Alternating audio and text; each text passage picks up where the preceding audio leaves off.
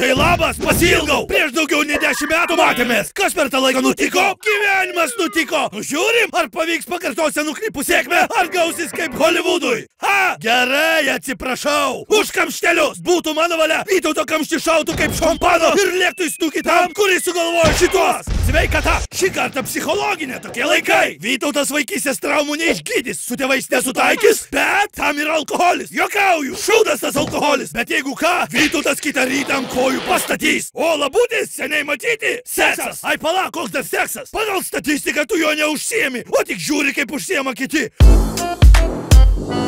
Apgailėtina ir turėtų būti privatu, bet nėra. Nebent naudosi Surfshark, geriausia VPN pasaulyje. Taip, čia buvo reklama reklamoj. Ką tu man padarysi? Keli nauji Vytauto produktai, kurių nėra, bet gal bus. Putojančios Vytauto tabletės. Įmeti į paprastą vandenį. Pyšt, Vytautas! Nežinau, kokio velnio skristi tą Indiją, bet vežkis jas ten. Atstatys mineralus po 3.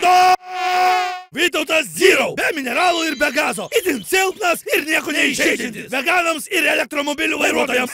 Nėra laikų gerti per burną. Vytauto skiepas. Susileidi ir metams ramu. Judam toliau. Vytautas turi tiek potencialo, kad nėštumo testas rodo itin teigiamą. Girdėjai? Prieš kelis metus moteris gėrė Vytautą ir pastojo. Po poros metų jai gimė va toks. Gugugaga. Nuo magnio ramiai miegosi. Aš anksčiau rytais pabusdavau ir mano išmanusis laikrodis rodydavo, kad jau esu 100 žingsnių nuėjęs. Dabar miegu kaip leliukas. Būsi toks protingas, kad galėsi mintimis kasti kriptovaliutą. Galėsi telepatiškai bendrauti su ateiviais, kurie čia pradėjo lysti iš visų galų. Pasakyk, kada tu n***ui. Parodyk pasą kosminis kliunkį. Mes ne iš kosmoso, mes iš vandenyno gelmių. Kalbant apie vandenynus, išgerk Vytauto, nuplauk iki Amerikos. Ir ne per ten, kur arčiausia, o per aplinkui. Ir ne valtį, o nugaros. Kas yra? Rygliai šikna kanda. Išlipk jam į nosį. Su šikna. Arba šveisk į kosmosą, jamgi nereikia oro. Daug dalykų per tuos metus pasikeitė. Bet žinai, kas nepasikeitė? Vytautas. Toks pats sveikas kaip agurkėlis. Toks pats pilnas mineralų, kaip maišas pilnas mineralų. O kaip skonis? Skonis maždaug kaip surinktum rūbus po kažio varžybų tarp paauglių ir statybininkų.